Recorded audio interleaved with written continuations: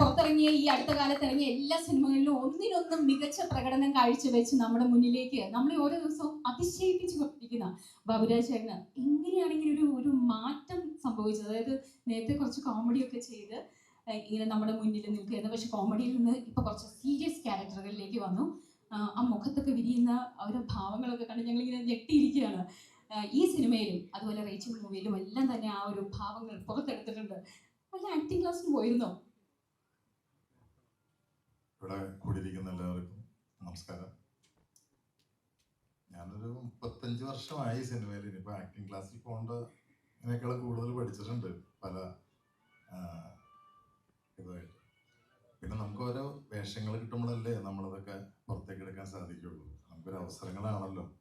ഇപ്പോൾ ഓരോരുത്തരെയും നമ്മൾ കാണുമ്പോൾ നമ്മളെല്ലാവരും ഭയങ്കര അണ്ടർ എസ്റ്റിമേറ്റ് ചെയ്താൽ അവർക്ക് കിട്ടുന്ന വേഷങ്ങൾ, അതുപോലെ തന്നെ ആ സിനിമ ഓടുമ്പോഴൊക്കെയാണ് നിങ്ങളെപ്പോലുള്ള ആൾക്കാർ നന്നായിട്ടുണ്ടെന്ന് പറയുള്ളൂ. പിന്നെ ഇപ്പം ഈ സിനിമയെ കുറിച്ച് പറയുകയാണെങ്കിൽ ഇത് എന്താ പറയുക, ഒരു നടന്ന സംഭവത്തെ ആസ്പദമാക്കിയിട്ടുള്ളൊരു സിനിമ ആയതുകൊണ്ട് ഇപ്പം പലരും പറയുന്നുണ്ട് ഭയങ്കര ക്രിഞ്ച് സീനുകളുണ്ട്, അല്ലെങ്കിൽ പണ്ട് നമ്മൾ കണ്ടതുണ്ട് എന്നൊക്കെ പറയുന്നതിൽ, പക്ഷെ നമുക്ക് പറയാവുന്ന കാര്യം കഥകളും സിറ്റുവേഷൻസ് എല്ലാം ഇവിടെ ഒന്നും മാറ്റമൊന്നും ഉണ്ടായിട്ടില്ല. നമ്മളൊരു പഴയ കഥ പറയുമ്പോൾ ആ പഴയ കാര്യങ്ങൾ തന്നെയല്ലേ പറയേണ്ടത്, അല്ലാണ്ട് അതിന് പുതിയ രീതിയിലൊന്നും. പിന്നെ ഈ പറയുന്ന പോലെ തിരക്കഥയിലോ അല്ലെങ്കിൽ ഉപയോഗിക്കുന്ന ഡയലോഗുകൾ പോലും അന്ന് പറഞ്ഞ കാര്യങ്ങൾ തന്നെ പറയണം.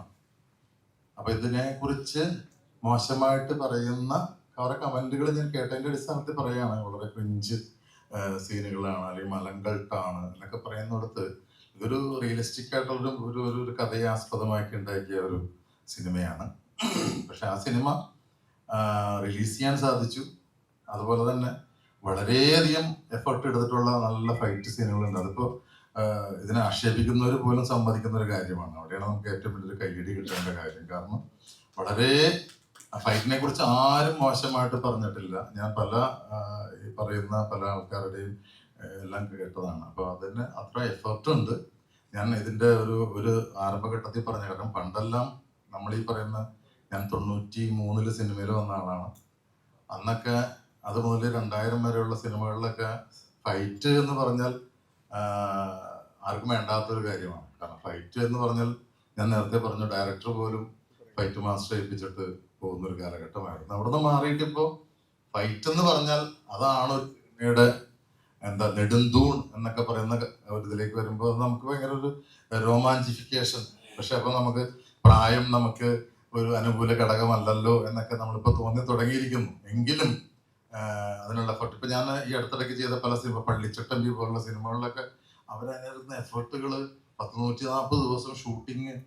അപ്പൊ അതൊക്കെ കാണുമ്പോൾ ദൈവമേ, നമ്മുടെയൊക്കെ ഒരു ചെറിയ സമയത്ത് ഇതിനുള്ളൊരു അവസരം ഉണ്ടായില്ലല്ലോ എന്നൊക്കെ നമ്മൾ പലപ്പോഴും ആലോചിച്ചു പോകും. എന്തായാലും ഈ സിനിമയ്ക്ക് എടുത്തിരിക്കുന്ന എഫർട്ട്, അതിന്റെ പ്രൊഡ്യൂസർ, അതിന്റെ ഡയറക്ടർ, അത് നമുക്ക് നിസ്സാരവൽക്കരിച്ച് കാണാൻ സാധിക്കുന്ന കാര്യമല്ല. പ്രത്യേകിച്ചും 10-11 ഫൈറ്റുള്ള ഒരു സിനിമ, അത് നല്ല രീതിയിൽ പോകുന്നു. 140 തിയേറ്ററിൽ പോകുന്നു, ഇനിയും തിയേറ്ററുകളിൽ അത് ഓടുന്നു എന്നൊക്കെ പറയുന്നത് ഒരാഴ്ച കഴിയുമ്പോൾ വളരെ സന്തോഷമുള്ള ഒരു കാര്യമാണ്. ഓരോ സിനിമയും ശരിക്കും പറഞ്ഞാൽ നമുക്ക് ഓരോ കാര്യങ്ങൾ പഠിക്കാനുണ്ട്, അല്ലെ? ഇപ്പോൾ പറഞ്ഞതുപോലെ തന്നെ ഏകദേശം 37 വർഷത്തെ ഈ ഒരു സിനിമാ ജീവിതത്തിൽ ഓരോ സിനിമയും ഓരോ പഠനങ്ങളാണ്. അങ്ങനെ നോക്കുമ്പോൾ ഈ പൊങ്കാല സിനിമ എന്തൊക്കെ കാര്യങ്ങളാണ് പഠിപ്പിച്ചത്? തീർച്ചയായിട്ടും നമ്മളിപ്പോ ഒരു സിനിമയിൽ പ്രത്യേകിച്ച് യങ്സ്റ്റേഴ്സിന്റെ കൂടെയൊക്കെ ഇപ്പൊ എന്റെ ഫ്രണ്ടിന്റെ മകനാണ് ഇരിക്കുന്നത്, ഈ കിച്ചു ടെല്ലസ്. അപ്പൊ ആ പിള്ളേരുടെ ഒക്കെ അവരുടെ മനസ്സിൽ, അതുപോലെ തന്നെ ഇപ്പൊ ഇവിടെ ഇരിക്കുന്ന സൂര്യ, ഇവരൊക്കെ ആയാലും അപ്പോൾ അവരുടെ കൂടെ ചെയ്യുമ്പോഴാണല്ലോ, അവരുടെ കൂടെ അഭിനയിക്കുമ്പോഴാണല്ലോ നമ്മൾ കണ്ടിരിക്കുന്ന സിനിമയല്ല ഇവര് കാണുന്നത്. കാരണം ഇവര് ജനിച്ച് വീണത് ഈ മൊബൈൽ വേൾഡിലേക്കാണല്ലേ. ഇപ്പൊ എല്ലാവരും സ്വന്തമായിട്ട് ഗംഭീരമായിട്ട് 4K സ്വന്തമായിട്ട് സിനിമ എടുത്തുകൊണ്ടിരിക്കുന്നതാണ് ഇന്നത്തെ പിള്ളേര്. കൊച്ചുകുട്ടികൾ പോലും ഇപ്പൊ നമ്മൾ ഒരു ഹോട്ടലിലൊക്കെ പോയി കഴിഞ്ഞാല്, പണ്ടൊക്കെ നമ്മൾ കുട്ടികളെ 1 വയസ്സ് 2 വയസ്സുള്ള കുട്ടികളെ കളിപ്പാട്ടം കൊണ്ടാണ് കളിച്ചിരുന്നെങ്കിൽ ഇന്ന് മൊബൈൽ കൊണ്ടാണ് ആ പിള്ളേർ കളിക്കുന്നത്. അപ്പന്മാരും അവർ മൊബൈലാണ് കൊടുത്തു കഴിഞ്ഞാൽ പിള്ളേർ ആസ്വദിക്കുകയാണ്. അപ്പൊ അങ്ങനെ മാറിപ്പോയി. അപ്പൊ അവരെ ഒന്നും ഒരിക്കലും നമുക്ക് സിനിമ പഠിപ്പിക്കാൻ സാധിക്കില്ല. കാരണം അവരിൽ നിന്ന് നമുക്ക് പഠിക്കാനേ പറ്റുള്ളൂ. അപ്പൊ അതുകൊണ്ട് നമ്മൾ ഇവരെ കൂടെ ചെയ്യുമ്പോൾ സിനിമയെ നമ്മൾ ഇവരിങ്ങനെയാണല്ലോ കണ്ടിരിക്കുന്നത് എന്ന് നമുക്ക് തോന്നും. കാരണം പണ്ടെല്ലാം നമുക്കറിയാം, പണ്ടത്തെ സിനിമകളെല്ലാം നോക്കിക്കഴിഞ്ഞാൽ കാണാം, ആദ്യം ഒരു സ്പൂൺ ഫീഡിങ് ഉണ്ടാവും. ഇത് അപ്പൻ, ഇത് അമ്മ, ഇത് കുട്ടികൾ, ഇത് അമ്മൂമ്മ എന്നൊക്കെ പറഞ്ഞിട്ട് ഇന്ന് അതൊക്കെ മാറി. ഇന്ന് ഒരു നോട്ടത്തിൽ കൂടി പോലും ആ വീട്ടിൽ ഇന്ന ആളാണെന്ന് മനസ്സിലാക്കും. കാരണം ഞാൻ അങ്ങനെ ഒരു ബ്രില്യൻസ് കണ്ടത് ജോജി എന്ന് പറഞ്ഞ പടത്തില്. ആ പടത്തിൽ ഞാൻ ഒരിക്കലും എൻ്റെ മകനായിട്ട് അഭിനയിക്കുന്നവൻ എൻ്റെ മകൻ ഒരു സീക്വൻസ് പോലും ഇല്ല. പക്ഷെ ആൾക്കാർക്ക് അത് ആദ്യമേ തന്നെ മനസ്സിലായത് ഇത് ഇയാളുടെ മകനാണ്. അങ്ങനെ അതായത് ആ ഒരു സ്ക്രിപ്റ്റിന്റെ ബ്രില്യൻസ് കൊണ്ടും ഡയറക്ടറുടെ ബ്രില്യൻസ് കൊണ്ടും ഒക്കെ പോകുന്നൊരു കാലഘട്ടത്തിലൂടെയാണ് മലയാള സിനിമ പോയിക്കൊണ്ടിരിക്കുന്നത്. അതുകൊണ്ടാണ് നമ്മുടെ മലയാള സിനിമയ്ക്ക് ഇത്രയും അക്സെപ്റ്റൻസ് ഉള്ളത്. നമ്മൾ മറ്റുള്ളൊരു സ്ഥലത്ത് ചെന്ന് കഴിഞ്ഞപ്പോൾ ഞാനിപ്പോൾ ഈ അടുത്തിടയ്ക്ക് ഒരു കന്നഡ പടമൊക്കെ കണ്ടുമ്പോൾ നമ്മളെയൊക്കെ അവർ കാണുന്നത് വലിയ ആർട്ടിസ്റ്റുകളായിട്ടാണ്. നമ്മൾ പറയുന്ന സജഷൻസും അവർ സ്വീകരിക്കുന്നത് നമ്മുടെ സിനിമകൾക്ക് അത്രയും വലിയ വൈഡ് അക്സെപ്റ്റൻസ് ഉള്ളതുകൊണ്ടാണ്. അതെല്ലാം നമ്മുടെ മലയാള സിനിമയ്ക്ക് വളരെ ഗുണം ചെയ്യുന്നുണ്ട്. അതുപോലെ തന്നെ നമുക്ക് ഇഷ്ടംപോലെ തിയേറ്ററുകൾ കിട്ടുന്നുണ്ട്.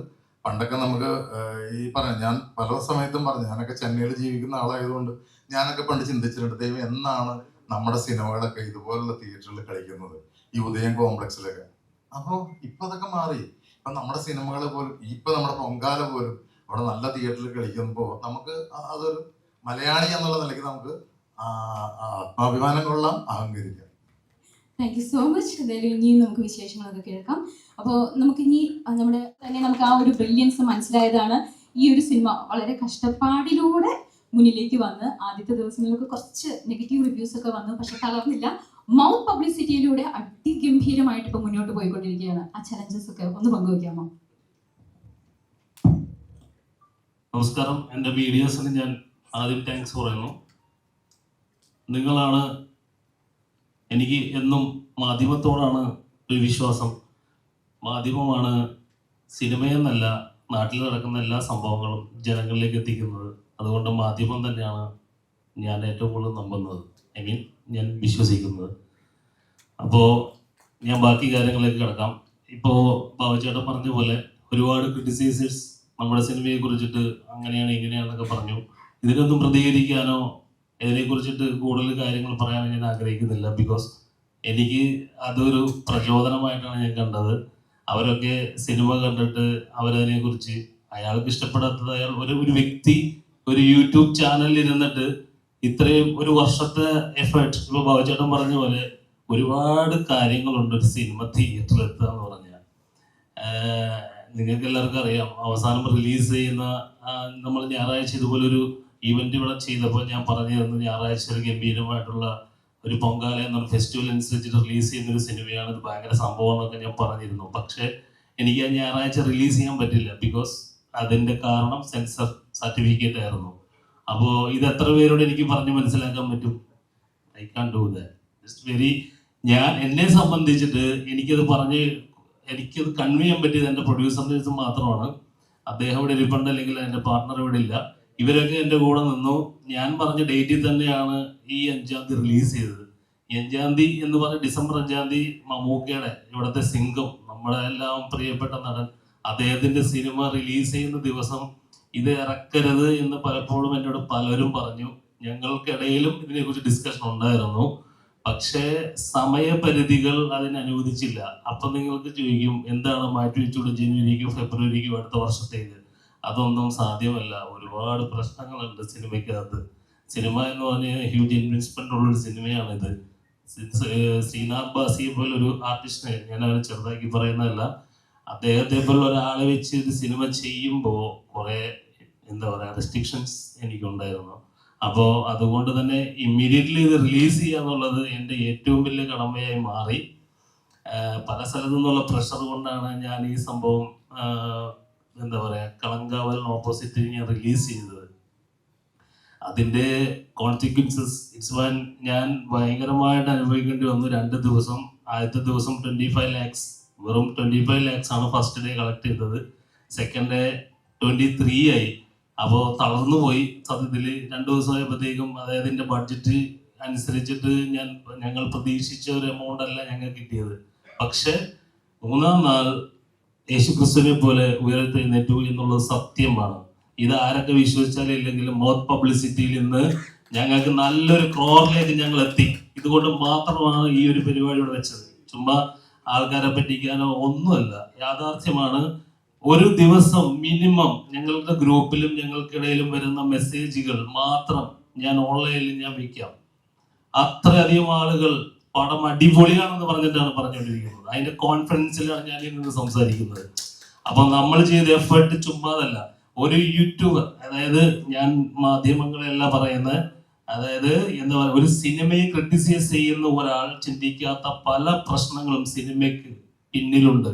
അയാൾ വന്നിരുന്നിട്ട് അയാൾക്ക് ഇഷ്ടപ്പെടാത്ത ഒരു കാര്യം മാത്രമാണ് അവിടെ പറയുന്നത്. എന്തെന്ന് അയാൾ പറയുന്നത്, സിനിമയ്ക്ക് നെഗറ്റീവ് പറഞ്ഞാൽ മാത്രമാണ് അയാൾക്ക് ഫ്യൂച്ചർ ഉള്ളൂ, അയാളെ ചാനൽ സബ്സ്ക്രൈബേഴ്സ് ഉള്ളൂ, വ്യൂസ് ഉള്ളൂ.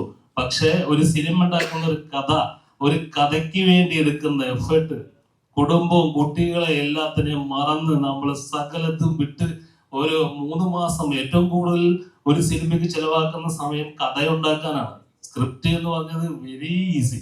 അത് എന്നെ സംബന്ധിച്ച് എനിക്ക് ഒരാഴ്ച മതി ഒരു സ്ക്രിപ്റ്റ് ഉണ്ടാക്കാൻ. എന്റെ വീട്ടിൽ 3 സ്ക്രിപ്റ്റ് ഇരിപ്പുണ്ട്. ഇപ്പോൾ എന്റെ അടുത്ത പ്രോജക്റ്റ് ഇപ്പൊ റെഡി ആയിരിക്കണം, ഇമ്മീഡിയറ്റ്ലി ഞാൻ അനൗൺസ് ചെയ്യും. പക്ഷെ ഞാൻ പറയുന്നത്, ഒരു സിനിമ ഉണ്ടാക്കാൻ എടുക്കുന്ന നോർമൽ ഒരാൾ എടുക്കുന്ന എഫേർട്ട് അത് നിസ്സാരമായി കണ്ടിട്ടാണ് ഒരു യൂട്യൂബർ ഒരാൾ ഇരുന്നിട്ട് ചുമ്മാ പറയുകയാണ് അതിന്റെ ഇന്ന പ്രശ്നങ്ങളുണ്ട്. ഇയാൾ ടെക്നിക്കാലിറ്റി പഠിച്ചിട്ട് ഇയാൾക്ക് ഇത്രയും നോളജ് ഉള്ള ഒരാളാണെങ്കിൽ എന്തുകൊണ്ട് അദ്ദേഹം ഒരു സിനിമ ഡയറക്റ്റ് ചെയ്യുന്നില്ല? ഇതൊക്കെ പാവപ്പെട്ട ജനങ്ങളെ പറ്റിക്കുകയാണ് സത്യം പറയാം. പക്ഷെ ഞാനിപ്പോ അതിനകത്ത് റിയാക്ട് ചെയ്യുന്നതല്ല. ഞാൻ പറഞ്ഞല്ലോ, എന്നെ സംബന്ധിച്ചിട്ട് എനിക്കത് എനർജിയാണ് തന്നിരിക്കുന്നത്. ഞാൻ ഡബിൾ മടങ്ങ് ഓപ്പോസിറ്റാണ് പോയിക്കൊണ്ടിരിക്കുന്നത്. അതുകൊണ്ടിട്ട് ഞാൻ മാത്രമല്ല, എൻ്റെ മൊത്തം ടീം, ഞങ്ങൾ എല്ലാവരും അതിന് അലേർട്ടായിട്ടാണ് പോകുന്നത്.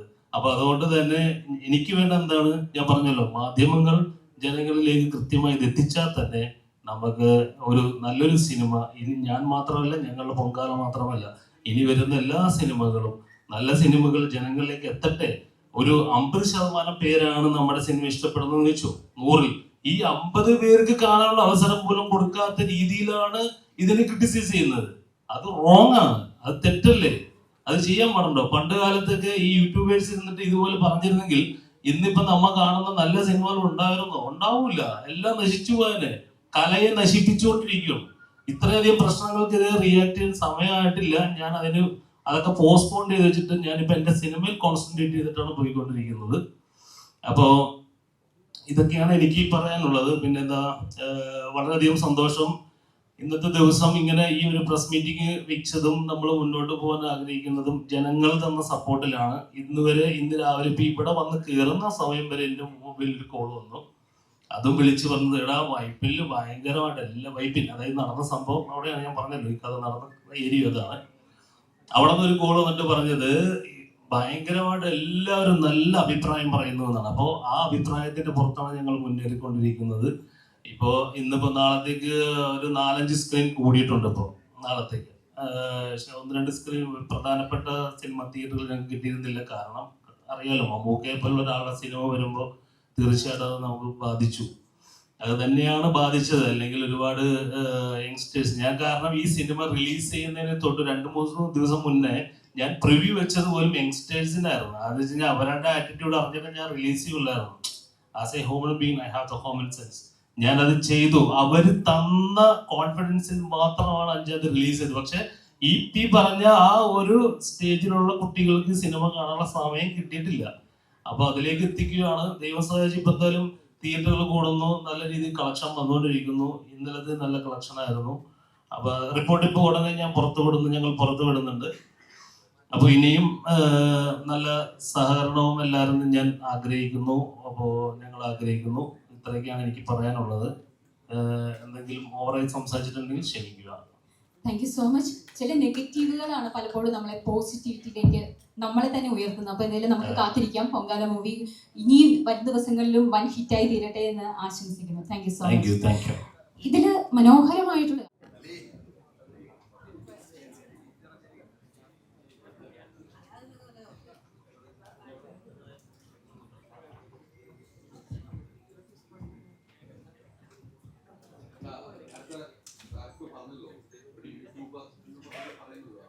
എല്ലാവരെയും നിർത്തുവാണ്. ആ പേര് പറഞ്ഞാൽ എപ്പോഴും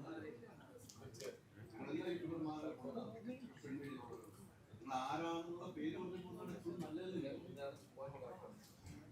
ആരാണ്? അല്ല, അത് ഞാൻ പറയാതെ തന്നെ ഒരുപാട് പേര് എല്ലാവരും കണ്ടിട്ടുള്ളതാണ്. അത് വശന്ത് കോക്ക്, കോക്ക് ചെയ്യുന്ന സിനിമകളെല്ലാം അയാൾ പറയുന്നത് എല്ലാ സിനിമകളും സൂപ്പർ ഹിറ്റ് ആയിട്ടുണ്ടോ എന്നാണ് എൻ്റെ ആദ്യത്തെ ചോദ്യം. അയാൾക്ക് പറയാം, അയാൾക്ക് ക്രിട്ടിസൈസ് ചെയ്യാം, അത് അയാളുടെ അവകാശമാണ്.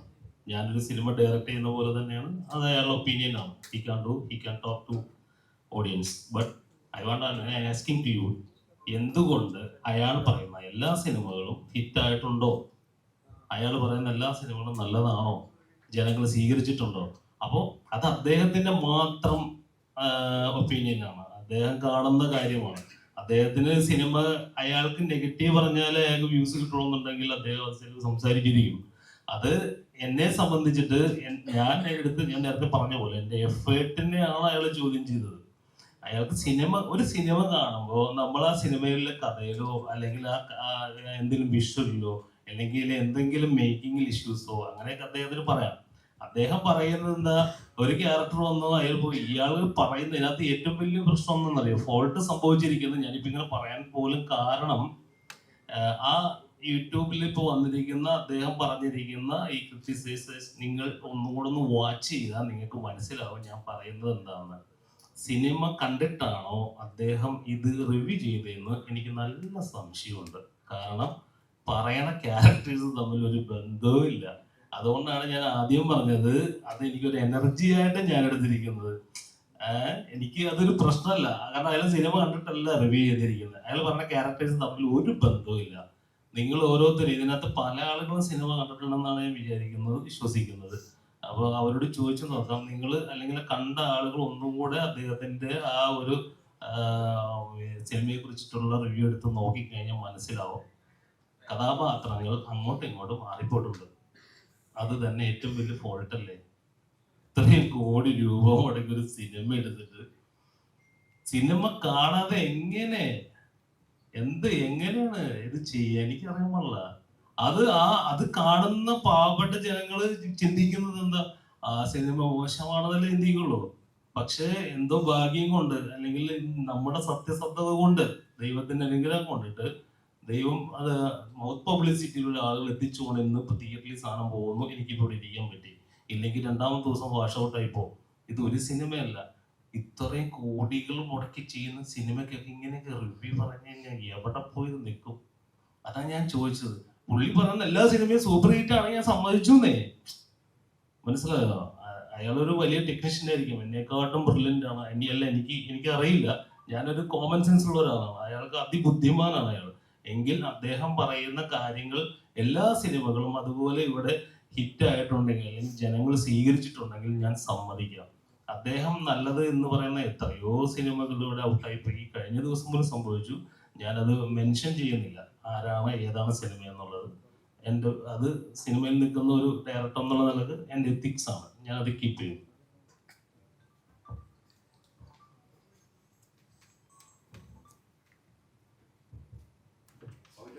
എനിക്ക് മറിച്ച അഭിപ്രായമാണ് കേട്ടോ ഈ ഇദ്ദേഹം പറഞ്ഞത്. കാരണം ഒരു റിവ്യൂവർ എന്തെങ്കിലും പറഞ്ഞെന്ന് വെച്ചിട്ട് അങ്ങനെ തകർന്നു പോകുന്നല്ല സിനിമകൾ. അദ്ദേഹത്തിന്റെ വ്യൂ പറയുന്നു. എത്രയോ സിനിമകൾ അദ്ദേഹം അതുപോലെ ആൾക്കാരും പറയുന്ന ഓടുന്നുണ്ട്.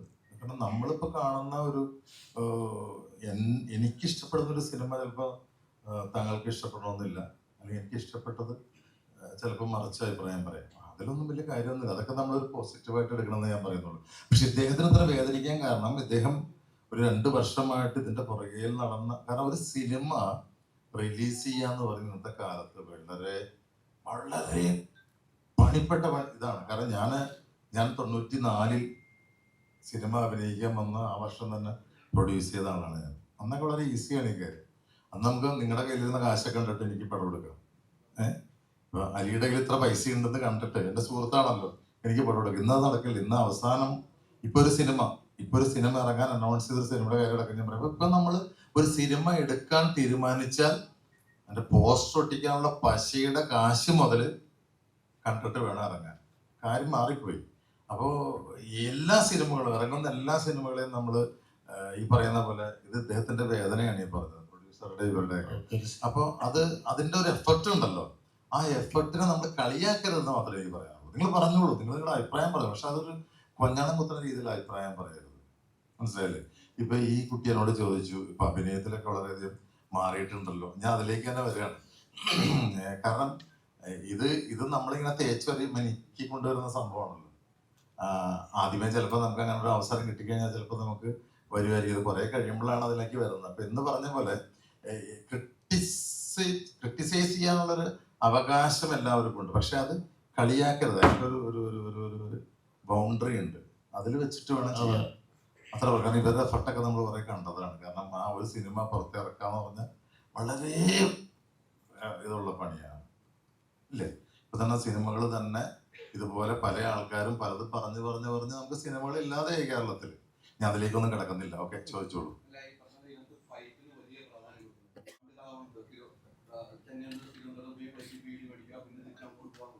ഇത് വേറെ രീതിയിലേക്ക് സിനിമ പണ്ട് ഫൈറ്റ് മാസ്റ്റർ മാത്രമേ ഇപ്പൊ ഡയറക്ടർ ഭയങ്കര ഇൻവോൾവ് ആവും. ഫൈറ്റ് സീനുകൾ എടുക്കുമ്പോൾ ബാബുച്ചേട്ടനെ സംബന്ധിച്ചിടത്തോളം ഒരു തൃപ്തി തന്നെയല്ലേ? അത് തീർച്ചയായിട്ടും തൃപ്തി ഇറന്നിട്ട് ആൾക്കാരത് അംഗീകരിക്കുന്നു എന്നുള്ളതാണ്. ഇന്നത്തെ പിള്ളേർ യങ്സ്റ്റേഴ്സ് ഒരു റോപ്പിൽ ചെയ്യുന്ന ഒരു സാധനം അവർ കണ്ടുപിടിക്കുന്നുണ്ട്. അത് റോപ്പാണെന്ന് പറയാൻ അങ്ങനത്തെ ഉള്ള പിള്ളേരുടെ മുമ്പിലേക്കാണ് നമ്മൾ സിനിമയായിട്ട് വരുന്നത്. അപ്പൊ നമ്മൾ റിയൽ ആയിട്ട് ചെയ്യുന്ന കാര്യം, ഇപ്പൊ ഞാനൊക്കെ ഫൈറ്റ് ചെയ്ത 2 കൈ പിടിച്ചിട്ടുള്ളത്, എനിക്ക് കണ്ടമാനം പരിക്കുകൾ പറ്റിയിട്ടുള്ളത്. ഞാൻ അതൊന്നും ഈ അവസരത്തിൽ പറഞ്ഞാൽ അന്ന് ഫൈറ്റിന് അത്ര ഇമ്പോർട്ടൻസ് ഉണ്ടായിട്ടുള്ളൂ. ഞാൻ ഫൈറ്റ് ചെയ്ത് വീണ് ലാസ്റ്റ് ബോധം കെട്ട് കിടക്കുന്ന അവസരത്തിലാണ് ആ സിനിമ മതി എന്നും പറഞ്ഞിട്ട് അന്നത്തെ പ്രൊഡ്യൂസർ പോയത്. എന്നൊരു ആശുപത്രി പോലും കൊണ്ട് അവർ അഡ്മിറ്റ് ചെയ്തില്ല. അവിടെ ഉപേക്ഷിച്ചിട്ട് പോയിരുന്നു. ഞാൻ സിനിമയുടെ പേരൊന്നും പറയുന്നില്ല. അപ്പൊ അത് അന്നത്തെ കാലം. ഇന്നത് മാറിയിട്ട് ഇപ്പൊ ഞാൻ പറഞ്ഞില്ല, ഇപ്പൊ പള്ളിച്ചട്ടം, ഇപ്പൊ ഞാൻ ലാസ്റ്റ് ചെയ്ത പടം, എന്തൊരു എഫർട്ടാണ് അവരെടുക്കുന്നത് ആ പടത്തിന് വേണ്ടിയിട്ട്. ആ ഓരോ ഫൈറ്റിലും ഓരോ ഷോട്ടിന് വേണ്ടി എടുക്കുന്നത്. അതുപോലെ തന്നെ ഈ പടത്തിലേക്ക് വന്നു കഴിഞ്ഞാൽ തന്നെ പല മാസ്റ്റർമാരുണ്ട്. എല്ലാം നമ്മുടെയൊക്കെ എന്റെയൊക്കെ അസിസ്റ്റൻസ് പിള്ളേരാണ് ഇപ്പോഴത്തെ വലിയ മാസ്റ്റർമാര്. ഞാനൊക്കെ ഇടികൊണ്ട് കിടക്കുന്ന സമയത്ത് ഈ ധാരായ മാസ്റ്ററിനെ, സുബ്രഹ്മ മാസ്റ്ററിന്റെയും കൽക്കണ്ട മാസ്റ്ററിന്റെ അസിസ്റ്റൻസ് ആയിരുന്നവർ ഇന്നത്തെ വലിയ മാസ്റ്റർമാര്. അപ്പൊ അവരൊക്കെ ഇന്ന് പറയുന്ന ഷോട്ടുകളും അവരിന്ന് വെക്കുന്ന കാര്യങ്ങളും അതിനു വേണ്ടി ഇവര് ചെയ്യുന്ന എഫർട്ടുകളും, ഇന്നിപ്പോ ഏതൊരു സെറ്റിൽ ചെന്നാലും നമ്മൾ ഒരു ക്രെയിൻ ഇല്ലാത്ത സ്ഥലമില്ല, ഒരു ട്രാക്ടർ ഇല്ലാത്ത സ്ഥലമില്ല, മറ്റേ എയർ, അതുപോലെ തന്നെ കാണുന്ന ഫെസിലിറ്റീസ്. പണ്ട് അങ്ങനെ ആയിരുന്നില്ല. ഞാനൊക്കെ 4ാം നിലയുടെ മുകളിൽ നിന്ന് താഴേക്ക് എഴുതി വലയിലേക്കാ, പറഞ്ഞ് വിശ്വസിക്കൂ. മാന്ത്രിക കുതിര എന്ന് പറഞ്ഞ സിനിമയില് ലാലു അലക്സേട്ടനടക്കം ഇങ്ങനെ വല പിടിച്ചേക്കാം. ഞാൻ 4ാം നിലയുടെ മുകളിൽ നിന്ന് താഴേക്ക് കിടന്ന് അന്നൊരു ബലൂണോ റോപ്പോ ഒന്നുമില്ല, ആ വലയിലേക്ക് ആണെങ്കിൽ കാലൊടിഞ്ഞു. അത് എപ്പോഴായിരിക്കും ആ സാധനം എടുക്കുന്നത്? അവസാനം ലൈറ്റ് പോകുന്ന സമയത്ത് 6 മണിക്ക്. ഫിലിം ഉണ്ടാവില്ല, ഒരു 250 അടി ഫിലിമായിരിക്കും.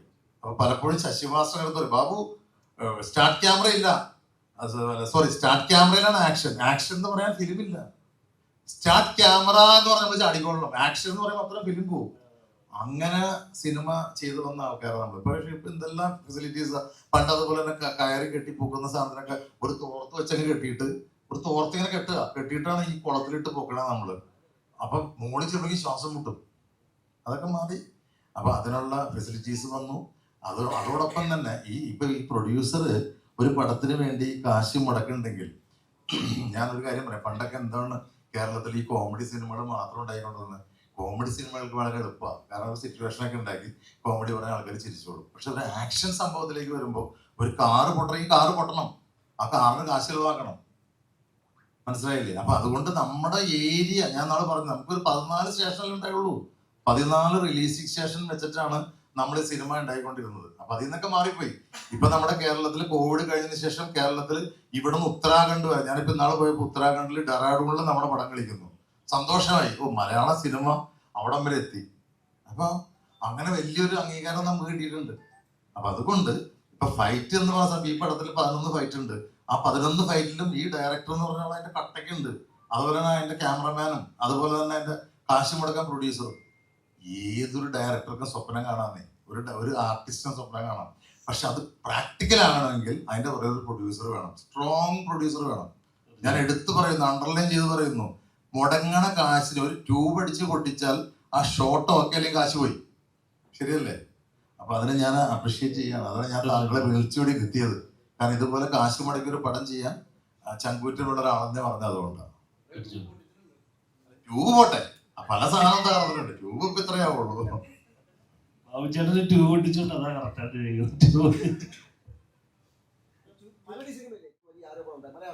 സിനിമയിൽ കഥാപാത്രങ്ങൾ മോശം വാക്കുകൾ പറയാൻ പാടില്ല. പക്ഷേ സിനിമയില് കഥാപാത്രങ്ങൾ മോശം വാക്കുകൾ പറഞ്ഞു കഴിഞ്ഞാൽ അത് വലിയ അപരാധമാണ്. പക്ഷെ സിനിമയെ കുറിച്ച് റിവ്യൂ ചെയ്യുന്ന മാന്യന്മാർ വളരെ മോശമായിട്ട് വാക്കുകൾ ഇവരിതൊക്കെ വേറെ പണിയില്ല. അങ്ങനെയൊക്കെ ചോദിക്കാൻ അധികാരം ഈ റിവ്യൂമാർക്കുണ്ടോ? അവരായിട്ട് വിശ്വസിക്കുന്നുണ്ടോ? അത് ഞാനതാ പറഞ്ഞ കാരണം എന്തല്ലേ, നമുക്ക് ഒരാളെ പരിഹസിക്കുന്നതിനൊരു പരിധിയില്ലേ. ഒരാളുടെ കഴിവ്, ആ കഴിവ് നമ്മൾ ഇപ്പൊ ചില ആൾക്കാർ ഇയാൾ എങ്ങനെയാണ് ഇതിങ്ങനെ ആയത്, ഇങ്ങനെ ആയതെന്ന് പറയുന്ന ഒരു കഷ്ടപ്പാടുണ്ട്, മനസ്സിലായില്ലേ? ആ കഷ്ടപ്പാടിനെ നമ്മൾ അളക്കണം, ഇല്ലേ? ഇപ്പം ഈ അടുത്തിടയ്ക്ക് മമ്മൂക്ക പറഞ്ഞൊരു വലിയൊരു കാര്യം, മമ്മൂക്ക പറഞ്ഞു ഞാനിപ്പോൾ ഞാൻ കോമ്പീറ്റ് ചെയ്യുന്നത് ഞാൻ പണ്ട് ചെയ്ത എൻ്റെ ക്യാരക്ടേഴ്സിനോടാണ്, മനസ്സിലായില്ലേ? കാരണം മമ്മൂക്ക ഇപ്പൊ ഏത് ചെയ്താലും, ഇപ്പൊ എന്ത് പുതിയ ചെയ്താലും പണ്ടത്തെ പുള്ളി ചെയ്തതിനോടാണ് പുള്ളി കോമ്പീറ്റ് ചെയ്യുന്നത്. യങ്സ്റ്റേഴ്സിന് ആ ബുദ്ധിമുട്ടില്ല, മമ്മൂക്കയുടെ ഏതെങ്കിലും പടം കണ്ടാൽ മതി. അപ്പോൾ അങ്ങനെ മമ്മൂക്ക ഒരു സാധനം റിസ്ക് എടുത്ത് ചെയ്യുമ്പോൾ മമ്മൂക്ക ഇപ്പൊ ലാസ്റ്റ് ചെയ്ത കളങ്കാവ് തന്നെ, അപ്പൊ നമ്മൾ അതിനകത്ത് വില്ലന്, കാരണം അദ്ദേഹത്തിനെ സംബന്ധിച്ചിടത്തോളം അദ്ദേഹത്തോട് തന്നെയാണ് ഈ പറഞ്ഞ പടം വരുന്നത്. അപ്പൊ നമ്മൾ അവിടെ കുറച്ച് കാണാൻ പാടില്ല. ഇവരെല്ലാം ഈ പറയുന്നത്, ഞാൻ ഒരാളെ ഇതാക്കി, പക്ഷെ എനിക്ക് ഒരു അഭ്യർത്ഥന എന്ന് പറഞ്ഞാൽ കഷ്ടപ്പാടുകള്, എഫർട്ടുകള് കാണാതിരിക്കരുത്. നിങ്ങൾ കളിയാക്കിക്കോ, പരിഹസിച്ചോ, ഈ പരിഹസിക്കുന്നതൊക്കെ നമുക്ക് നല്ലതായിട്ട് തന്നെ വരുള്ളൂ. പക്ഷെ ആ ഒരു എഫർട്ട് ഉണ്ടല്ലോ, ആ അവസാനം അത് ഇല്ലാതെയാക്കരുത്. നിങ്ങൾ അപ്രീഷിയേറ്റ് ചെയ്യേണ്ട ഒരു കാര്യമുണ്ട്. ഒരു സിനിമ ഇറങ്ങിയല്ലോ സുഹൃത്തുക്കളെ, എത്ര സിനിമയാണ് ഇറങ്ങാതിരിക്കുന്നതെന്ന് അറിയോ? എത്ര സിനിമകള്, എത്ര സ്വപ്നങ്ങള്, ഇവരൊക്കെ എത്ര വർഷത്തെ എഫർട്ടാണ്.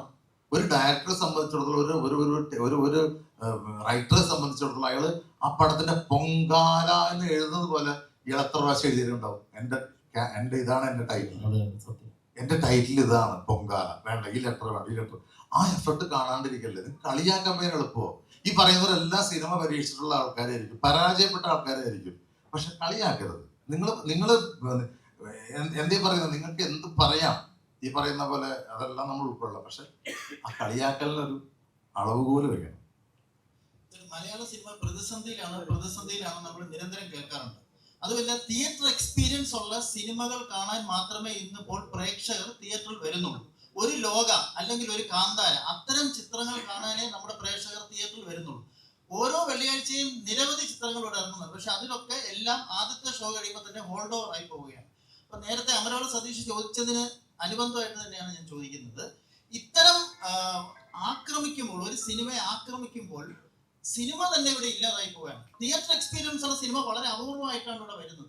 അപ്പൊ ഈ പൊങ്കാല, ഇതിനകത്ത് 10-11 ഫൈറ്റ് ഉണ്ട്, ഒരു ഓളമുണ്ട്, ഒരു പൊങ്കാലയാണ്. അപ്പൊ ഇതൊരു തിയേറ്റർ എക്സ്പീരിയൻസ് ആണ്. നല്ല ബാക്ക്ഗ്രൗണ്ട് സ്കോർ ഉണ്ട്. ഞാൻ സിനിമ കണ്ട ആളാണ്, സിനിമ കണ്ടിട്ടാണ് പറയുന്നത്.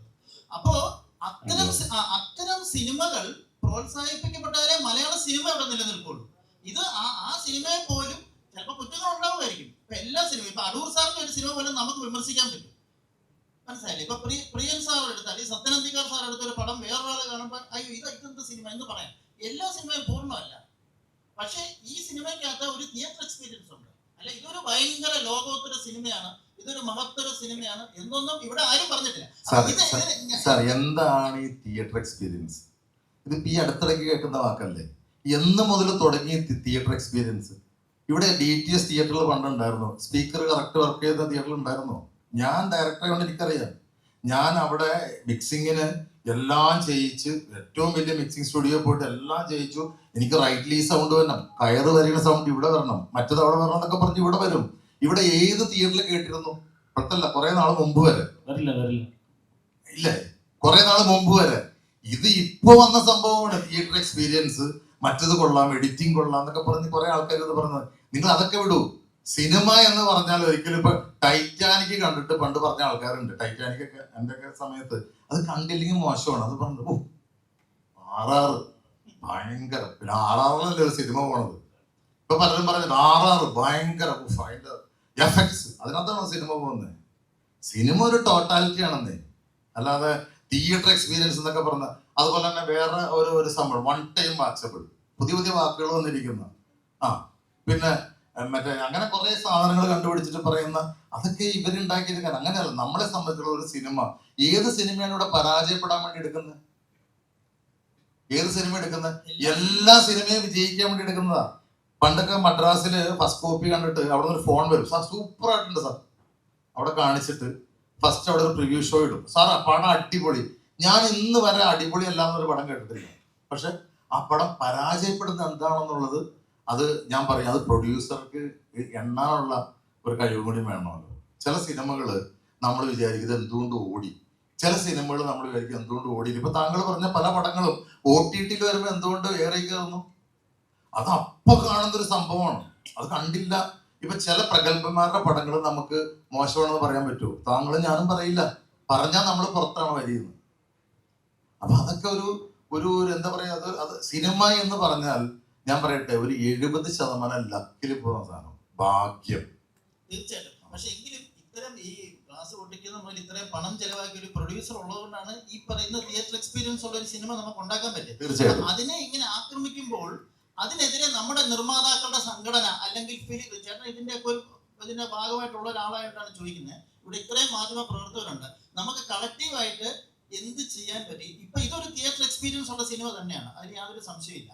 അപ്പൊ അതിനെ പിടിച്ചു നിർത്താൻ, ഇത്തരം ആക്രമണങ്ങളെ ചെറുക്കാൻ സിനിമ തന്നെ ഇല്ലാതാവും. ഒരർത്ഥത്തിൽ പറഞ്ഞാൽ ഇവർക്ക് വിമർശിക്കാൻ തന്നെ പിന്നെ സിനിമ ഇല്ലാതാവും. സാർ, അത് അവര് പറയുന്ന കേട്ടിട്ടില്ലേ, എത്രയോ പ്രഗത്ഭരായ പല നടന്മാരെയൊക്കെ കളിയാക്കിയിട്ടുള്ള രീതിയിലാണ് പറയുന്നത്. അങ്ങനെ അങ്ങനെ അയാൾ വരുന്നു, അയാൾ എന്താണ് കാണിക്കുന്നത് എന്നൊക്കെ പറഞ്ഞിട്ട്. ഇത് അയാളുടെ ഉപജീവന മാർഗം. അയാളുടെ കുട്ടികൾക്കും അയാളുടെ ഭാര്യയ്ക്കും ജീവിക്കാൻ വേണ്ടിയിട്ട് ഇത്രയും ആൾക്കാർ, ഒരു സിനിമ എന്ന് പറയാൻ, ഇപ്പൊ നിങ്ങളടക്കം നമ്മളെല്ലാം സിനിമ കൊണ്ട് ജീവിക്കുന്ന ആൾക്കാരാണ്. ഒരു സിനിമ എന്ന് പറയാൻ 200-300 പേര്, അതിനെ ചുറ്റിപ്പറ്റി നിൽക്കുന്ന ആൾക്കാർ, അതിന്റെ പ്രൊമോഷന്റെ ആൾക്കാർ, ഇതെല്ലാം ഈ ഹോട്ടലടക്കം ഇല്ലേ, ഈ ഹോട്ടലടക്കം അതിനെ കൊണ്ട് ജീവിക്കുന്നതാണ്. പണ്ടൊരു വിഭാഗം ഉണ്ടായിരുന്നു, പത്രം ഇല്ലേ, പത്രമില്ലാതെ നമുക്ക് ചിന്തിക്കാൻ പറ്റിയിരുന്നോ? പണ്ട് പത്രത്തിൽ ഒരു സിനിമയുടെ പോസ്റ്റർ വന്നില്ലെങ്കിൽ ആ സിനിമ കൊള്ളൂല എന്ന് പറഞ്ഞൊരു കാലം ഉണ്ടായിരുന്നു. അവിടെ നിന്ന് മാറിയില്ലേ, ഇപ്പൊ മാറിപ്പോയില്ലേ. അപ്പൊ അങ്ങനെ ഇതെല്ലാം നമ്മൾ ഇതുകൊണ്ട് ജീവിക്കുന്ന ഇതാണ്. അപ്പൊ കളിയാക്കുന്നതിന് ഒരു പരിധി വേണം. നിങ്ങൾ വിമർശിച്ചോളൂ, വിമർശിക്കാം. ഇപ്പൊ ഇദ്ദേഹത്തിനെ വിമർശിക്കാം, എന്നെ വിമർശിക്കാം, എല്ലാവരും വിമർശിക്കാം. പക്ഷേ അവസാനമായിട്ട് അതിൽ നിന്ന് 10 പൈസ വരുമാനം കിട്ടുന്ന കാര്യത്തിലേക്ക് വരുമ്പോൾ അത് മോശമാണ്. ഇപ്പൊ തന്നെ നോക്കൂ, കേരളത്തിൽ എത്രയോ സിനിമകൾ വരാതിരുന്നാണ്, അതെല്ലാം കളഞ്ഞില്ലേ? എത്രയോ പേരിവിടെ ഇൻവെസ്റ്റ് ചെയ്യാമെന്ന് എനിക്കെന്നറിയാം. കാരണം നമ്മുടെ നാട്ടിലാണ് വളരെ കുറച്ച് പൈസയിൽ വലിയ സിനിമകൾ ഉണ്ടാക്കാൻ പറ്റുന്ന സ്ഥലം. കൂടി വന്നാൽ 10, 20, 25 കോടി കൊണ്ട് ഒരു സിനിമ ഉണ്ടായി. ആ സിനിമ അങ്ങ് വിജയിച്ചു കഴിഞ്ഞാൽ 100, 120 കോടി രൂപ വരെ കളക്ട് ചെയ്യുന്നതാണ്. ഇപ്പൊ ലോകയുടെ കളക്ഷൻ കണ്ടില്ലേ, മഞ്ഞുമൽ ബോയ്സ് കണ്ടില്ലേ? അപ്പൊ ആ ഒരു സ്ഥാനത്ത് നമ്മൾ വീണ്ടും താഴേക്ക് വന്നു, നമ്മുടെ കയ്യിലിപ്പോട്ട് തന്നെ. അപ്പൊ അതിനെ കുറിച്ചൊക്കെ നമുക്ക് പിന്നെ പറയാം.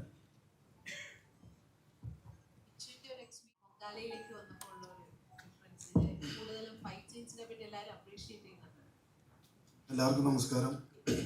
ഈ സിനിമ എഴുതുന്ന സമയം തൊട്ട് എൻ്റെ ഡയറക്ടറായിട്ട് എനിക്ക് കമ്പനി ഉണ്ട്. അപ്പൊ നേരത്തെ പറഞ്ഞില്ലേ, നമ്മള് ഇതിനകത്ത് കുറെ തെറി വാക്കുകൾ ഉപയോഗിക്കുന്നുണ്ട് എന്നൊക്കെ. ഇത് റിയൽ നടന്നൊരു സംഭവം ആയതുകൊണ്ട് നമുക്ക് അത് തന്നെ എഴുതിയേ പറ്റുള്ളൂ. ഞാനൊരു റൈറ്റർ ആയതുകൊണ്ട് നമുക്ക് ആവശ്യമുള്ള എന്തായാലും എഴുതണം. അത് മാറ്റി പുതിയ സ്റ്റൈലാക്കിയിട്ട് കാര്യമില്ല. പിന്നെ ഈ പടത്തിനൊരു കാലഘട്ടം നമ്മൾ പറയുന്നുണ്ട്. അപ്പൊ ആ കാലഘട്ടത്തിലെ രീതികളായിരിക്കുമല്ലോ നമ്മൾ എഴുതി വെക്കുക. അപ്പൊ വിമർശനം കൊണ്ട് മാത്രം ഒരു പടം തോക്കൊന്നുമില്ല. ഇപ്പൊ നമ്മുടെ പടം തന്നെയായാലും ആളുകൾ കണ്ട് നല്ല അഭിപ്രായം പറഞ്ഞുകൊണ്ടാണ് ഇപ്പൊ ഇന്നിവിടെ ഇരിക്കുന്നത്. അപ്പൊ അതുകൊണ്ട് കൊള്ളാം, പടം അടിപൊളിയായിട്ടുണ്ട്, എല്ലാവരും കാണണം. പിന്നെ എക്സ്പീരിയൻസ് എന്ന് വെച്ച് കഴിഞ്ഞാൽ ബാബുവേട്ടൻ പറഞ്ഞ പോലെ 11 ഫൈറ്റ് ഉണ്ട് ഈ പടത്തില്. എല്ലാം ഓരോ മാസ്റ്റർമാരാണ് ചെയ്തിരിക്കുന്നത്. അപ്പൊ അത് തന്നെ വലിയ എക്സ്പീരിയൻസ് ആണ്. ഒരു പടത്തില് 4 മാസ്റ്ററോട് വർക്ക് ചെയ്യുക എന്ന് പറയുന്നത്. പിന്നെ ബാബുവേട്ടനൊക്കെ മുന്നേ തൊട്ട് അറിയുന്ന ഒരാളാണ്. ഞാൻ ആദ്യമായിട്ടാണ് ബാബുവേട്ടനോട് വർക്ക് ചെയ്യുന്നത്, അല്ലേ? പേഴ്സണലി ബന്ധമുണ്ടെങ്കിലും സിനിമയായിട്ട് ഫസ്റ്റ് ടൈം വർക്ക് ചെയ്യുന്നത്, അതൊരു വലിയൊരു ഇതായിട്ട് കൂട്ടുന്നു. പിന്നെ അതെല്ലാവരും പടം കാണാം, തിയേറ്ററിൽ പോയി പടം കാണാം. നല്ലൊരു ഇടിപ്പടം തന്നെയാണത്. ഓക്കെ.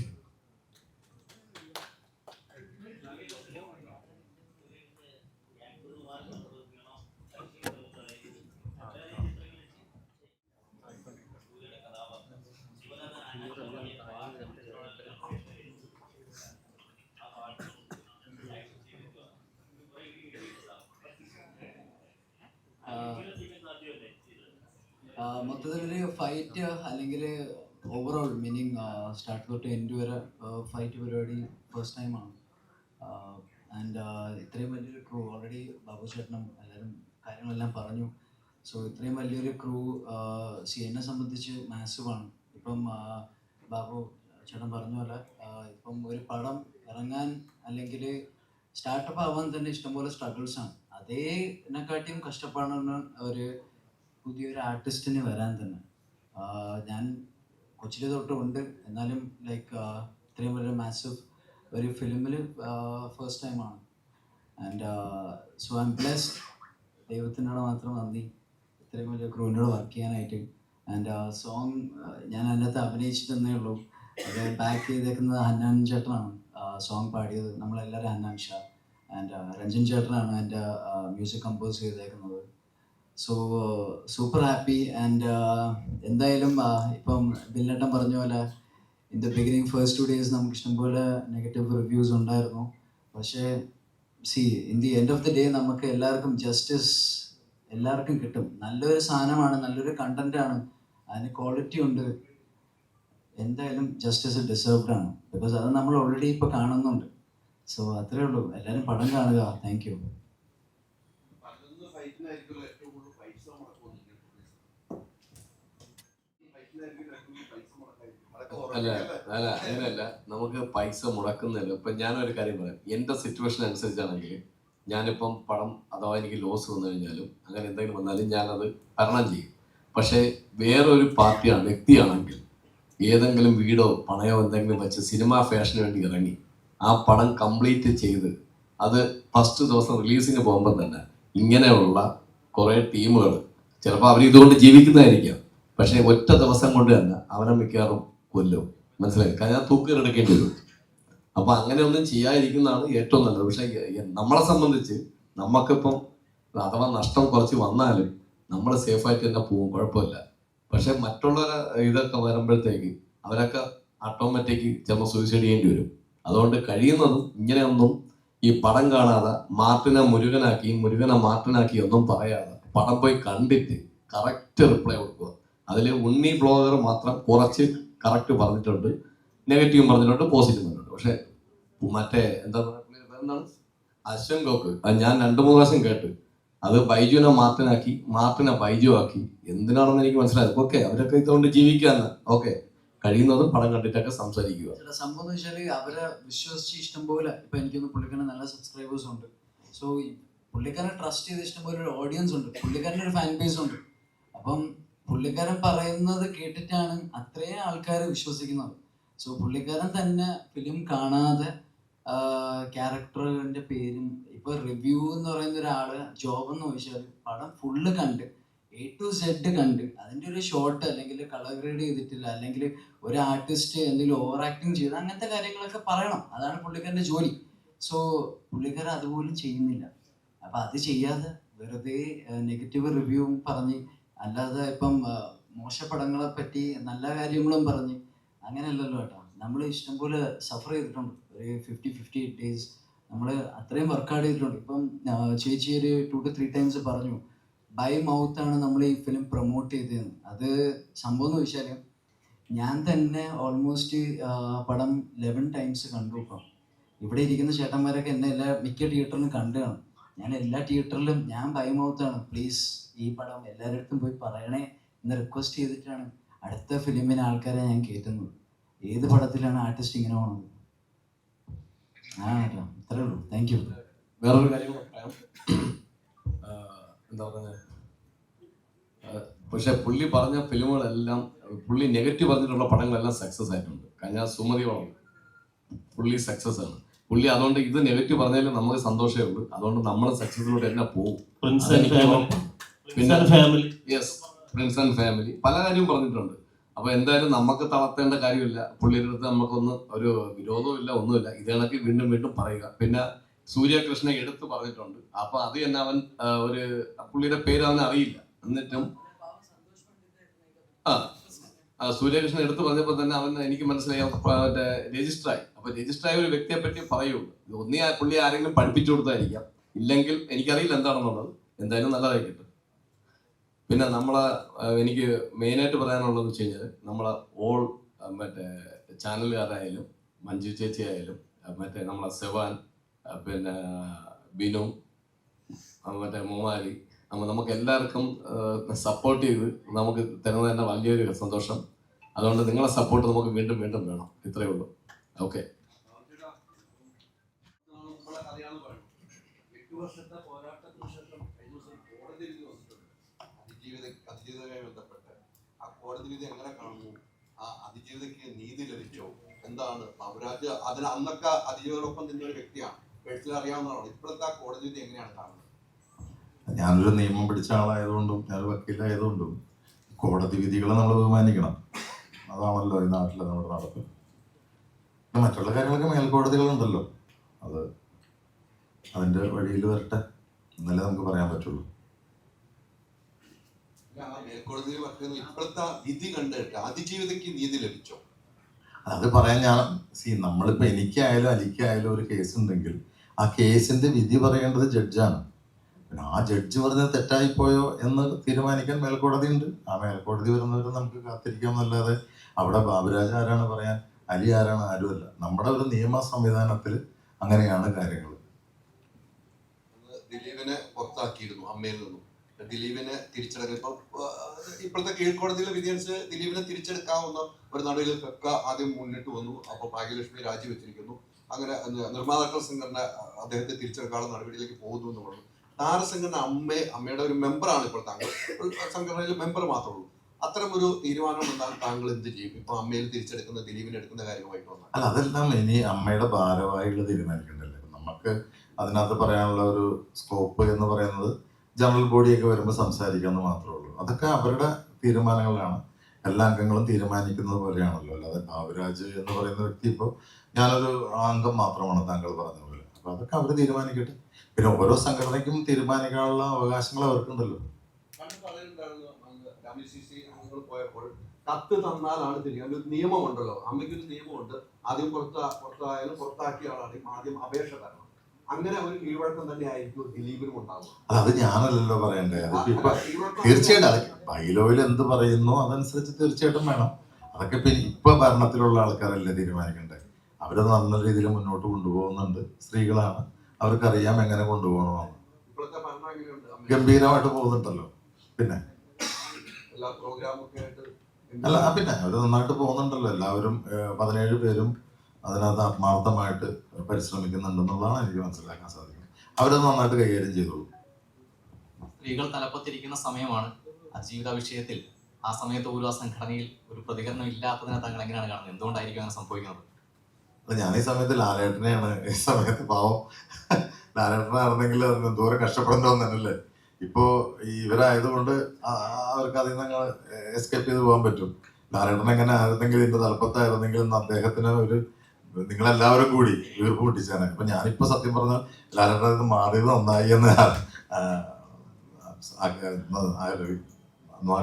എന്ന് ചിന്തിക്കുകയാണ്. പിന്നെ ഇപ്പൊ നമുക്ക് ഇപ്പൊ ഈ ഒരു അവസരത്തിൽ നമ്മൾ ഇതിനെക്കുറിച്ച് പറഞ്ഞ് വിവാദമാക്കേണ്ട കാര്യമില്ല. ഇതാണ് ഇപ്പൊ നമുക്ക് വരട്ടെ, ഇനിയും സമയങ്ങളുണ്ടല്ലോ. ഒറ്റ ചോദ്യം കൂടി, താങ്കൾ പറഞ്ഞതിൽ തന്നെയാണ് ചോദ്യം. ആ എസ്കേപ്പിസത്തെ താങ്കൾ എങ്ങനെ കാണുന്നു എന്നതായിരുന്നു ചോദ്യം. ആരുടെ? ഇപ്പൊ താങ്കൾ പറഞ്ഞു തലപ്പത്ത് മോഹൻലാൽ ആയിരുന്നെങ്കിൽ ഏത് നിലയിൽ ട്രീറ്റ് ചെയ്യപ്പെട്ടേനെ. അല്ല, ഇപ്പൊ ഉള്ളവര് മറുപടി പറയേണ്ടത് ഇപ്പൊ തലപ്പത്തിരിക്കുന്നത്. താങ്കൾ പറഞ്ഞ പോലെ സ്ത്രീകൾ തലപ്പത്തുള്ളവർ അവർ മറുപടി പറയും. ഞാൻ പറഞ്ഞില്ലേ, നന്നായിട്ട് നടക്കുന്ന ഒരു സംഭവമാണ്. അമ്മ എന്ന് പറയുന്ന ഒരു വികാരമാണല്ലോ. ഇപ്പൊ ഞങ്ങളെ സംബന്ധിച്ചിടത്തോളം അത് ഞങ്ങളുടെ എല്ലാം ഒരു വികാരമാണ്. ഈ മഹാരാജാസ് കോളേജിൽ പഠിച്ചിറങ്ങുന്നവർക്ക് ഇവിടെ എല്ലാം ഉണ്ടെങ്കിൽ അറിയാം. അതൊരു മഹാരാജാസ് എന്ന് കേൾക്കുമ്പോൾ ഒരു വികാരം എന്ന് പറഞ്ഞ പോലെ തന്നെ അമ്മ എന്ന് പറഞ്ഞാൽ ഞങ്ങളെ സംബന്ധിച്ചിടത്തോളം ഒരു വികാരമാണ്. അപ്പോൾ അതിന്റെ തലപ്പത്ത് ഇപ്പൊ തിരഞ്ഞെടുക്കപ്പെട്ടവരുണ്ടെങ്കിൽ തീർച്ചയായിട്ടും അവരതിനെ ഇന്നല്ലെങ്കിൽ നാളെ അവരതിന് ഉത്തരം പറയാൻ ബാധ്യസ്ഥരാണ്. അവരതിന് അനുകൂലമായ ഉത്തരം പറയും എന്നുള്ളതാണ് എനിക്ക് പറയാനുള്ളത്. വിധി വന്നതിന് ശേഷം പലരും പല അഭിപ്രായങ്ങൾ പറയുന്നുണ്ടായിരുന്നു. അതിൻ്റെ അകത്ത് സംവിധായകൻ വിനയം പറഞ്ഞൊരു കാര്യം എന്ന് പറയുന്നത് കുറ്റമുക്തനാക്കിയ നിലയ്ക്ക് തിരിച്ചെടുക്കുന്നതിൽ തെറ്റില്ല എന്നുള്ളതാണ്. പക്ഷെ പല സംഘടനകളും ധൃതി പിടിച്ച് തിരിച്ചെടുക്കുന്നു, മണിക്കൂറുകൾക്കുള്ളിൽ പുറത്താക്കിയതിനേക്കാൾ വേഗത്തിൽ തിരിച്ചെടുക്കാൻ ധൃതി കാണിക്കുന്നു എന്നൊരു അഭിപ്രായമാണ്. അത്തരം കാര്യങ്ങളോടെല്ലാം യോജിക്കുന്നുണ്ട്. എന്തായാലും വിധി വന്നല്ലോ, കുറ്റമുക്തനാണ് ദിലീപ് എന്ന കാര്യത്തിൽ. അല്ല, അതിനകത്ത് എന്ന് വെച്ചാൽ ഓരോ സംഘടനയുടെയും തലപ്പത്തിരിക്കുന്നവര് എടുക്കേണ്ട തീരുമാനങ്ങളാണ്. അവിടെ ഇപ്പൊ ഞാനോ നിങ്ങളോ നമ്മുടെ പൊങ്കാല ടീമോ അല്ല തീരുമാനിക്കേണ്ടത്. കാരണം അത് അദ്ദേഹത്തിന് എത്ര പെട്ടെന്ന് പുറത്താക്കിയോ ഇല്ലേ, പുറത്താക്കാൻ കാണിച്ച വ്യഗ്രതയുണ്ടല്ലോ. ഇതുപോലെ തന്നെയായിരിക്കും അവർ തിരിച്ചെടുക്കുന്നത്. അതൊക്കെ അവരുടെ തീരുമാനങ്ങളല്ല, ആ തലപ്പത്തിരിക്കുന്നവരുടെ തീരുമാനങ്ങളല്ലേ. അതിൽ നമ്മൾ മറുപടി പറയേണ്ട ആവശ്യമില്ല. ആ പറയാൻ തെറ്റാണ്. ഞാൻ പറയുന്നത് എന്താ വെച്ചാൽ ഇന്ത്യയിലെ നിയമവ്യവസ്ഥിതി അനുസരിച്ചിട്ട് നമ്മൾ ഒരു വിധിന്യായത മാനിക്കുക എന്നുള്ളതാണ് നമുക്കുള്ള ഇത്. പിന്നെ നമുക്ക് ആ കുട്ടിയോടുള്ള ആ കുട്ടിയോടുള്ള അനുകമ്പ, ആ കുട്ടിയോടുള്ള സ്നേഹം, അതൊന്നും ഒരു മാറ്റവും ഇല്ല. നമ്മൾ അന്ന് ഇങ്ങനെ നിന്നു, അതനുസരിച്ച് തന്നെയായിരിക്കും ഇപ്പോഴും. ബാക്കി അതിലെന്തൊരു ചോദ്യമാണ് അതിനകത്ത്? അതങ്ങനെ മാറുന്ന കാര്യമാണോ? അതൊന്നും ഒരിക്കലും മാറുന്ന കാര്യമല്ലല്ലോ. പക്ഷെ കോടതി വിധിയെ നമ്മൾ ബഹുമാനിക്കുന്നു. അതിനകത്ത് നമുക്കിപ്പോൾ ഒരു നാണയത്തിന് രണ്ട് വശമുണ്ടെന്ന് പറഞ്ഞ പോലെ അതിൽ ഏത് വശമാണ് സത്യം എന്നുള്ളതാണ് നമുക്കറിയേണ്ടത്, ഇല്ലേ? ഇപ്പൊ നമുക്കൊരു വിധി വന്നു, ആ വിധിയെ നമ്മൾ മാനിക്കുന്നു, നമുക്ക് നോക്കാം. ഒന്നും അതിജീവിതമായിട്ട് താങ്കൾ ഫോണിലൊക്കെ സംസാരിച്ചൊരു വ്യക്തിയാണ്, ആ വിഷയങ്ങളുണ്ടായിരുന്നു. ഇപ്പോൾ ഇത്തരം ഒരു സിറ്റുവേഷൻ അതിജീവിതമായിട്ട് നമ്മൾ സംസാരിക്കുകയും ചെയ്തിരുന്നു താങ്കൾ വ്യക്തി എന്ന നിലയിൽ? ഞാൻ ഉണ്ടായിരുന്നില്ല ഇവിടെ, ഞാൻ ഡെറാഡൂണിലായിരുന്നു, ഞാൻ സംസാരിച്ചിട്ടില്ല. എന്ത് സംസാരിക്കാനാന്ന്, ഇല്ലേ? നമ്മളതിനകത്ത് വരട്ടെ. ഇപ്പൊ നമ്മൾ ഇവിടെ ഇരിക്കുന്ന ഒരു പ്രൊമോഷന്റെ ഭാഗമായിട്ടല്ലേ, അതൊക്കെ നമുക്ക് പിന്നീട് പറയാം.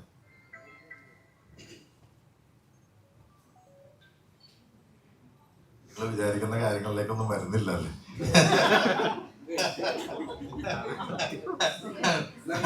കലങ്ങിയില്ല, കലങ്ങിയില്ല. കിച്ചുവിന് എന്തും പറയാം, കാരണം കിച്ചു ഒന്നിനും ഇല്ലാത്തതുകൊണ്ട്.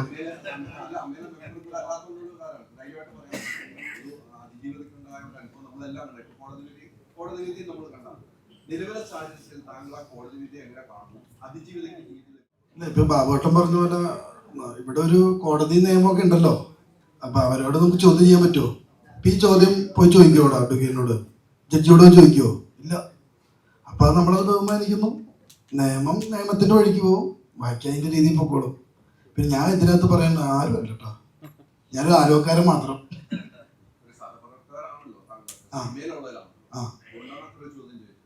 അതാണ് ഞാൻ പറയുന്നത്, നമ്മളാരും അല്ല ഇത് പറയാനായിട്ട്. ഇപ്പൊ നിയമത്തിന്റെ വഴിക്ക് ഒരു ഇത് പറഞ്ഞല്ലോ, ആള് തെറ്റുകാരനല്ല എന്നുള്ളത്, അതിൽ നമ്മൾ വിശ്വസിക്കുന്നു. പുള്ളി തെറ്റുകാരനല്ലാത്തതായാലും നമുക്ക് സന്തോഷം, അങ്ങനെയൊക്കെ തന്നെ.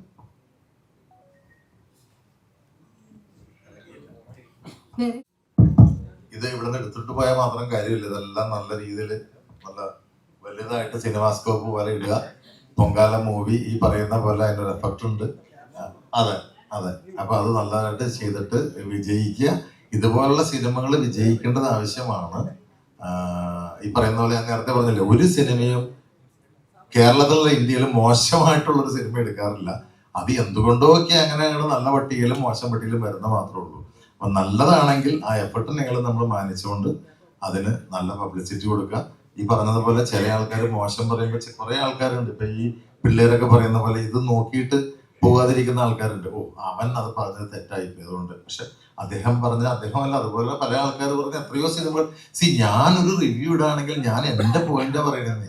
ചിലപ്പോൾ എനിക്കതിനകത്ത് ചില ഘടകങ്ങൾ, ചിലപ്പോൾ ഒരു സിനിമയിലെ ഒരു കാര്യം മാത്രം എനിക്ക് ഇഷ്ടപ്പെട്ടു, അത് എനിക്ക് ആ പടം അങ്ങ് ഇഷ്ടപ്പെടും.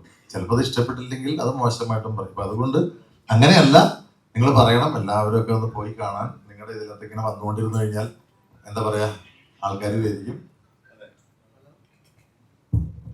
എനിക്കും അതാണ് പറയാനുള്ളത്. സിനിമ ആസ്വാദനമാണ്. അത് ആസ്വദിക്കുന്ന രീതിയിൽ പല ആൾക്കാർക്കും ആസ്വദിക്കാൻ പറ്റും, ചിലർക്ക് ആസ്വദിക്കാൻ പറ്റില്ല.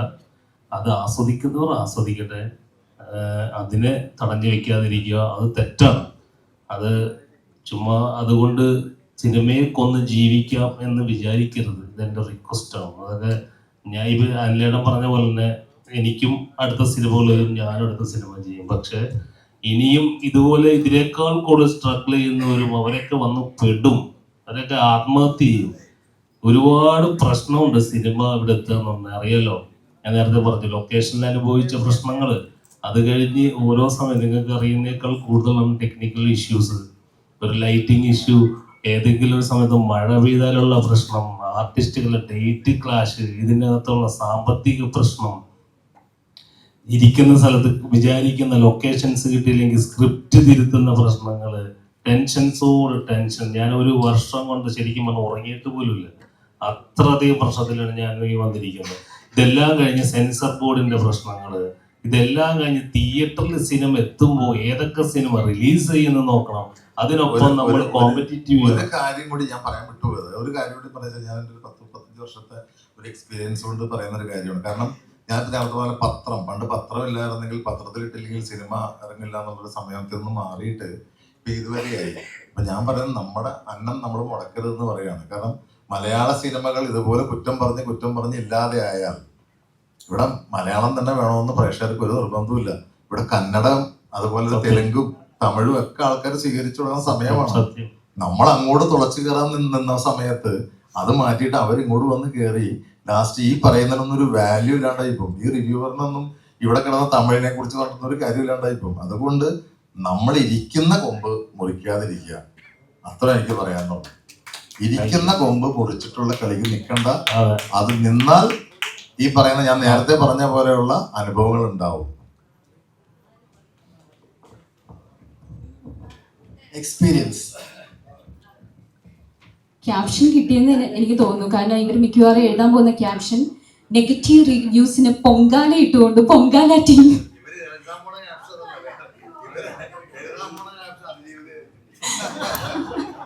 എന്തായാലും thank you so much. Pongala സിനിമയെക്കുറിച്ച് വളരെയധികം കാര്യങ്ങൾ സംസാരിച്ചു. എന്തായാലും നെഗറ്റീവ് ആണെങ്കിലും പോസിറ്റീവ് ആണെങ്കിലും നെഗറ്റീവിനെ എല്ലാം കാറ്റിൽ പറത്തിക്കൊണ്ട് ഇതാ പൊങ്കാല ടീം അതിഗംഭീരമായിട്ട് പൊങ്കാല സിനിമ തിയേറ്ററിൽ ഓടിക്കൊണ്ടിരിക്കുകയാണ്. ഇവിടെ എത്തിച്ചേർന്ന എല്ലാവർക്കും നന്ദി പറയുന്നതിനായിട്ട് നമ്മുടെ ഡയറക്ടറുടെ കയ്യിലേക്ക് ഞാൻ മൈക്ക് കൈമാറും. എല്ലാവർക്കും ഒരിക്കൽ കൂടെ നന്ദി രേഖപ്പെടുത്തുന്നു. പലപ്പോഴും വീണ്ടും വീണ്ടും ഞാൻ പറയാണ്, എനിക്ക് വിശ്വാസം മാധ്യമമാണ്. പണ്ടും ഇപ്പോഴും എന്നും ഇനിയും മാധ്യമമാണ് എല്ലാം. അല്ലാതെ ഓരോ വ്യക്തിയോ we don't care, we just don't care. നമ്മളതിനെക്കുറിച്ച് ശ്രദ്ധിക്കുക പോലും ഇല്ല. അതൊക്കെ അങ്ങനെ നടക്കും. ഇതിപ്പോൾ ഇവിടെ അവതരിപ്പിച്ചത് പോലും ഇനി ഒരാൾക്ക് സംഭവിക്കാതിരിക്കട്ടെ എന്ന് കരുതിയിട്ടാണ്. ഇനിയിപ്പോൾ ആരൊക്കെ ഇതിനകത്ത് റിയാക്ട് ചെയ്ത് വന്നാലും ദൈവം തന്നെ സാക്ഷി, എല്ലാം മുന്നോട്ട് പോകുന്നത് മതി. Thank you all. Thank you so much. അപ്പോൾ നമുക്ക് നെക്സ്റ്റ് നമ്മുടെ ഒരു സോങ്ങും കൂടെ ഇവിടെ